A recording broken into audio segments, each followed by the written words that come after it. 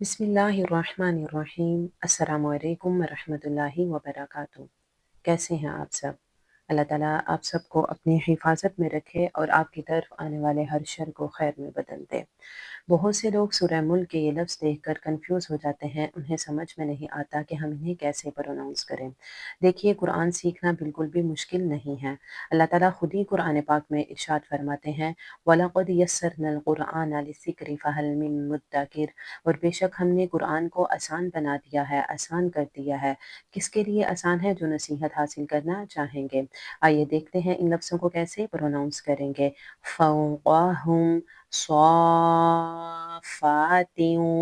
वयक़बिस्न। जब हम यहाँ पे स्टॉप करेंगे तो नून को साकिन कर देंगे, ये ज़बर जो है ये ख़त्म हो जाती है। फ़ौक़हुम स्वाफ़ातिन वयक़बिस्न। आप भी मेरे साथ-साथ लफ्ज़ों को 2-4 बार दोहराएँ, इंशाअल्लाह फिर आप भी ईज़िली पढ़ सकेंगे। फ़ौक़हुम स्वाफ़ातिन वयक़बिस्न। इनके स्पेलिंग करके देखते हैं। फ़ा वाव ज़बर फ़ौ। ये जो वाव है ये हरूफ़ लीन में से है। हरूफ़ लीन की क्या पहचान होती है? वाव साकिन हो और उससे पहले वाले हर्फ पर अगर ज़बर हो तो वो वाव लीन होगा और उसे हमने खींच के नहीं पढ़ना, फ़ौ नहीं पढ़ना। हर वाव को खींचा नहीं जाता। ये हरूफ़ लीन का है वाव, ठीक है? वाव लीन है और इसे हमने लंबा करके नहीं पढ़ना, फ़ौ पढ़ना है। लेकिन अगर वाव साकिन हो और उससे पहले वाले हर्फ पर पेश हो तो वो वाव मद्दा होता है। उसे एक अलिफ के बराबर खींच कर पढ़ा जाता है। जिस तरह हमारे पास ये लफ्ज़ है, वाव साकिन है और उससे पहले वाले हर्फ पर पेश है तो ये क्या होगा? वाव मद्दा। इसे हम एक अलिफ के बराबर खींच कर पढ़ेंगे तमूर। लेकिन ये हमारे पास जो है वाव लीन है, वाव लीन है, इसे हमने लंबा नहीं करना। वाव लीन और वाव मद्दा की पहचान आपको होनी चाहिए। वाव मद्दा की क्या पहचान है कि वाव साकिन हो और उससे पहले वाले हर्फ पर अगर पेश हो तो वो वाव मद्दा होगा, उसे हम एक अलिफ के बराबर खींच कर पढ़ेंगे।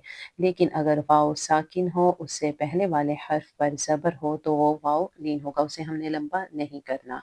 इसे हम पढ़ेंगे फ़ा वाव ज़बर फ़ौ, क़ाफ़ ज़बर क़ा। अब काफ़ भी जो है वो 2 तरह के होते हैं। एक काफ़ जो है वो स्टिक वाला होता है और ये डॉट्स वाला काफ़ हम मोटा करके पढ़ते हैं, इसे हैवी करके पढ़ते हैं। लेकिन अगर हम यहाँ पे बारीक काफ़ की आवाज़ निकाल देंगे तो तर्जुमा गलत हो जाएगा। जो लफ्ज़ हो हमें उसी की ही आवाज़ निकालनी है। अब ये जो हा है, हा भी 2 तरह के होते हैं। एक हा की आवाज़ जो है वो हलक से आती है और एक हा की आवाज़ जो है वो सीने से निकलती है। इसे हम पढ़ेंगे हा मीम पेश हुम। यहाँ पे हमने हुम नहीं पढ़ना, अगर हम हुम पढ़ेंगे तो तर्जुमा गलत हो जाएगा। इसे क्या पढ़ेंगे? फ़ा वाव ज़बर फ़ौ, क़ाफ़ ज़बर क़ा, फ़ौक़ा, हा मीम पेश हुम, फ़ौक़ाहुम, फ़ौक़ाहुम। अब ये देखें, अक्सर लोग क्या करते हैं कि बस स्वाद को पढ़ देते हैं, फ़ा को साथ नहीं मिलाते। आपने ये बात याद रखनी है, मुशद्दद हर्फ हमेशा 2 बार पढ़ा जाता है। एक बार अपने से पहले लफ्ज़ की हरकत के साथ मिलाकर और दूसरी बार उसे हम अकेला पढ़ेंगे। कैसे पढ़ेंगे? स्वाद फ़ा, स्वाद फ़ा, मद खड़ी ज़बर स्वाफ़। जब हमने स्वाद को लंबा करना है तो लास्ट पे फ़ा की आवाज़ ज़रूर आनी चाहिए। अगर फ़ा की आवाज़ नहीं आएगी तो फिर इस शर्त की अदायगी नहीं हो पाएगी, तो लफ्ज़ ये गलत हो जाएगा। ये मद्दे लाज़िम है, इसे हमने 5 से 6 हरकत के बराबर खींच कर लंबा करना है। स्वाद फ़ा मद खड़ी ज़बर स्वाफ़, फ़ा खड़ी ज़बर फ़ा, स्वाफ़ा।